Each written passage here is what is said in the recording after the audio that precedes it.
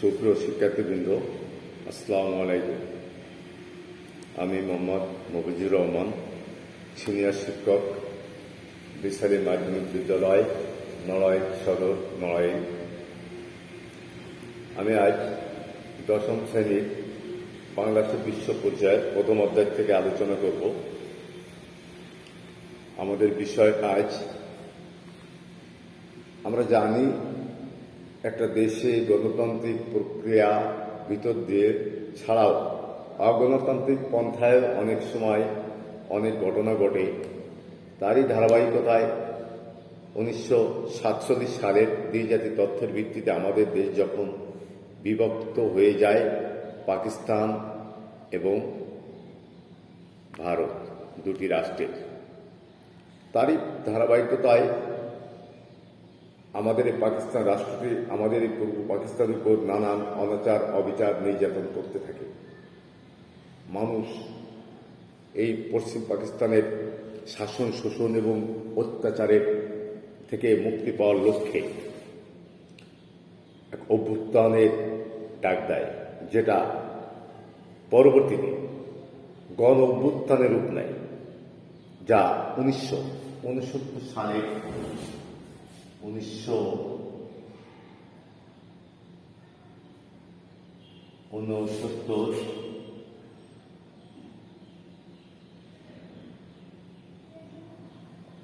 সালে গণ অভ্যুত্থান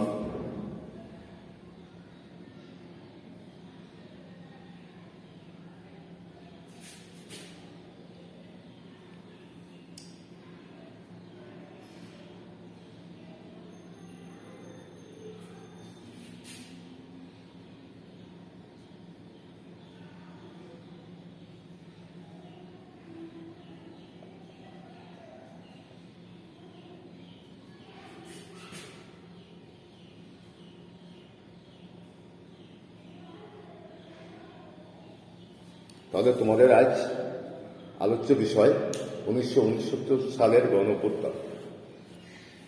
পাকিস্তান নামক রাষ্ট্রটি আমাদের পূর্ব পাকিস্তানের জনগণের উপর যে অনাচার করতে থাকে, এদেশের সকল গণতান্ত্রিক দল, পেশাজীবী সংগঠন ও সাধারণ মানুষ এই পাকিস্তানের শাসনের বিরুদ্ধে একের পর এক তারা তাদের জনগণ একত্রিত হয়ে বিভিন্ন আন্দোলন করতে থাকে দীর্ঘদিন ব্যাপী। 47 সালে এসে তারা এক গণ আন্দোলন রূপ নেয় এবং তৎকালীন দেশের সরকার প্রধান 1970 সালের একটা নির্বাচনের প্রক্রিয়ার কথা আমাদের দেশের সরকারকে, আমাদের দেশে সাধারণ মানুষের উপর তারা এই আস্থা জ্ঞাপন করে। কিন্তু এই 1970-এর নির্বাচন 1971 সালের স্বাধীনতা যুদ্ধ, মূল কেন্দ্রবিন্দু 1969 সালের গণ অভ্যুত্থান। আজ যদি 1969 সালের গণ অভ্যুত্থানে দেশে আবির্ভাব না হতো, 1970 সালের নির্বাচন অনুষ্ঠিত হতো না এবং 1970 সালের যে নির্বাচন, সে নির্বাচনে বাংলাদেশ আওয়ামী লীগ নিরঙ্কুশ সংখ্যাগরিষ্ঠতা অর্জন করে। এই নিরঙ্কুশ সংখ্যাগরিষ্ঠতা অর্জন করার পরও আমরা কি দেখি? এদেশের মানুষ হাতে ক্ষমতা হস্তান্তর করতে চায়।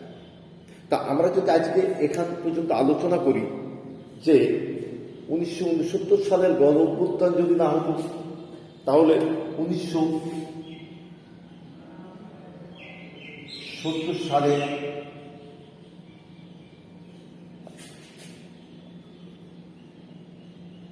নির্বাচন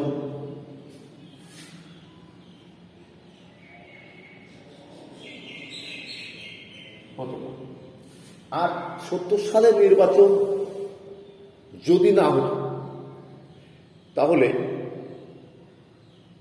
70 সালের নির্বাচনে নিরঙ্কুশ সংখ্যাগরিষ্ঠতা পাওয়ার পরও আমাদের কাছে যখন ক্ষমতা হস্তান্তর করতে নারাজ, তখন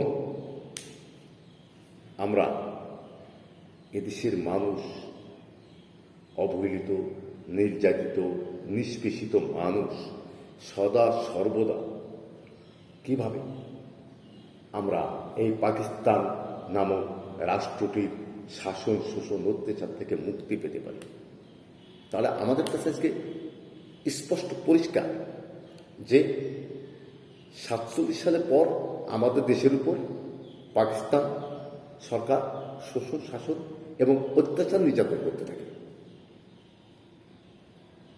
আমরা এখান থেকে মুক্তি পাওয়ার জন্য আন্দোলন করলাম। সে আন্দোলন রূপ নিল গণ আন্দোলনে, গণ অভ্যুত্থানে। এই গণ অভ্যুত্থানের পরিপ্রেক্ষিতে 70 সালের নির্বাচন হল। 70 সালের নির্বাচনে বাংলাদেশ আওয়ামী লীগ নিরঙ্কুশ সংখ্যাগরিষ্ঠতা অর্জন করল। নিরঙ্কুশ সংখ্যাগরিষ্ঠতা অর্জন করার পরও এদেশের সরকার, পাকিস্তান সরকার ক্ষমতা হস্তান্তর করতে রাজি হল না। আমরা ঝাঁপিয়ে পড়লাম স্বাধীনতা যুদ্ধে। এই স্বাধীনতা যুদ্ধে ঝাঁপিয়ে পড়ে 1971 সালের 26শে মার্চ আমাদের দেশে সাধারণ জনতা, শিক্ষক, বুদ্ধিজীবী মহলের প্রতিটা মানুষ আমাদের আন্দোলনে শরিক হয় এবং 30 লক্ষ শহীদের বিনিময়ে, অজস্র মা বোনের সম্ভ্রম হানির বিনিময়ে বঙ্গবন্ধু শেখ মুজিবুর রহমানের নেতৃত্বে আমাদের এই দেশটি একটা স্বাধীন, সার্বভৌম, লাল সবুজের পতাকা অর্জনের ভিতর দিয়ে আমাদের দেশ দীর্ঘ 9 মাস রক্তক্ষয়ী সংঘর্ষের বিনিময়ে 55,570 বর্গ কিলোমিটার এলাকা জুড়ে একটা স্বাধীন মানচিত্র, স্বাধীন পতাকা নিয়ে আমরা স্বাধীন হলাম। তারপর সুপ্রিয় শিক্ষার্থীবৃন্দ, তোমরা এত সময় আলোচনা পর্বে 1969 সালের গণঅভ্যুত্থান এ বিষয়ে অনেক কিছু জ্ঞান অর্জন করলে। আমাদের এই করোনাকালীন সময়ে তোমরা যতটুকু পাঠে মনোযোগী থাকবে, আমি মনে করি যে তোমরা নিঃসন্দেহে ঘরে বসে, বাড়ি বসে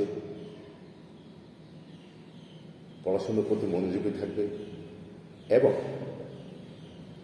আগামী দিন তোমরা সুন্দর পরিবেশে, শান্তিপূর্ণভাবে তোমাদের স্বাস্থ্য সুরক্ষা রেখে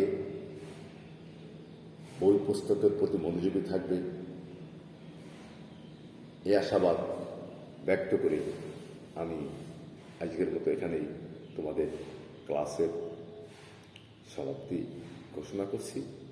পাশাপাশি তোমাদের সুস্বাস্থ্য ও দীর্ঘায়ু কামনা করছি। আল্লাহ হাফেজ।